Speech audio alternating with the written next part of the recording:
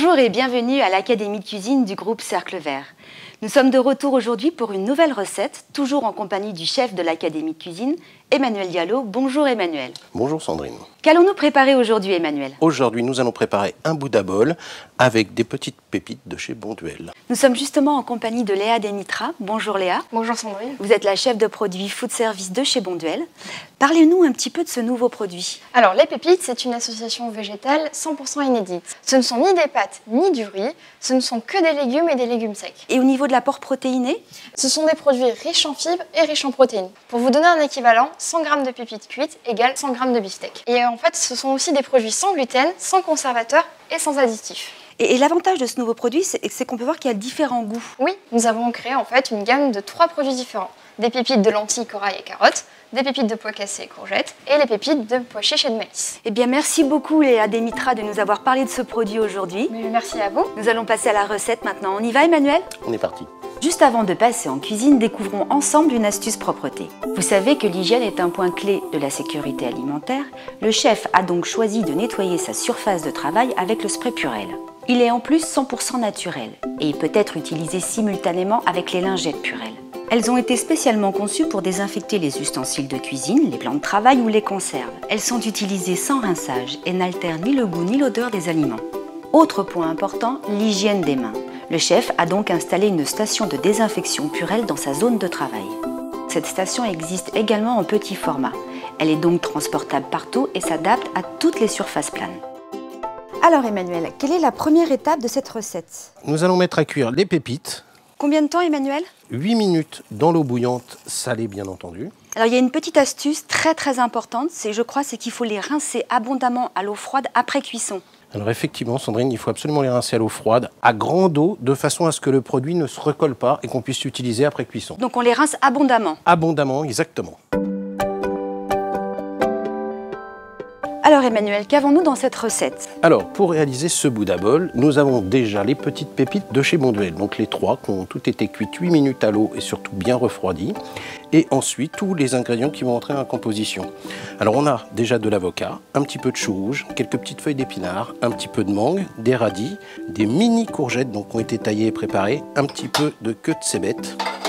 Nous avons ici de la mertansie marine, c'est une herbe qui a goût d'huître. Un petit peu d'herbe champignon, donc très marrant aussi, c'est une herbe qui a goût de champignon, il suffit de la froisser et même en la mangeant on retrouve ce goût de champignon. Un petit peu de capucine, de la fleur de bourrache, quelques petits pois et un petit peu de fleur de ciboulette pour finir notre plat.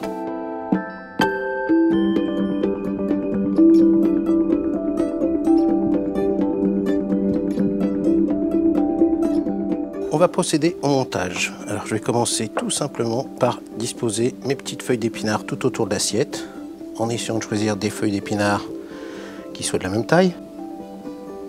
On va venir placer les petites pépites de chez Bonduelle. Celle-ci c'est au maïs je crois. Hein?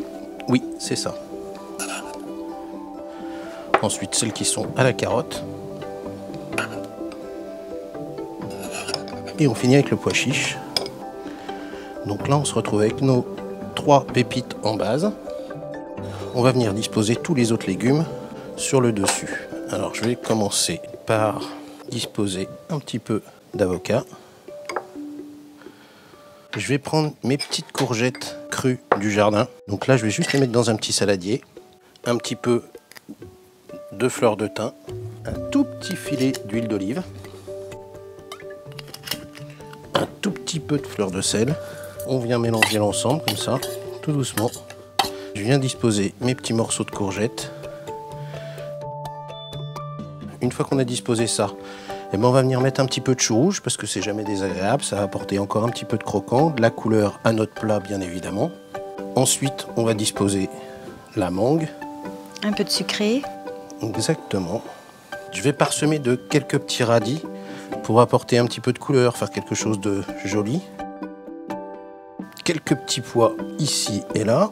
Un peu de cébette qui vont apporter un petit peu de croquant à l'ensemble. Je vais disposer une cosse de petits pois juste histoire de faire joli sur le côté. La mertansie maritime qu'on peut essayer de mettre par endroits sans en mettre beaucoup, 3-4 feuilles. Ça va apporter une touche très iodée. On va ajouter quelques petites herbes champignons. Donc là on va se retrouver avec énormément de parfum dans l'assiette. Je vous propose de mettre un petit peu de fleurs de ciboulette, donc pour ceux qui ont la chance d'avoir de la ciboulette dans leur jardin. Pour finir, une touche de déco originale et assez simple à faire, faite à base d'une pomme Granny Smith.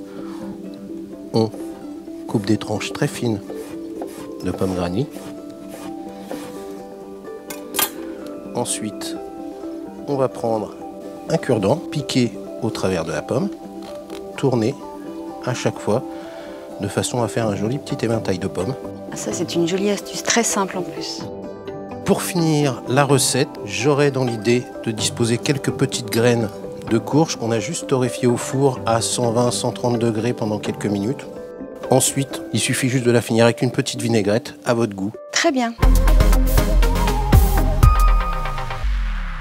Alors Emmanuel, est-ce que vous pouvez nous donner d'autres idées de recettes que l'on peut confectionner avec ce genre de produits? Alors effectivement, Sandrine, on peut très bien les utiliser à chaud comme à froid, salé, mais aussi en dessert, par exemple pour celui-ci, façon riz au lait. Très bien Emmanuel, merci beaucoup. L'émission est terminée. On se donne rendez-vous le mois prochain, le 12 à 12h.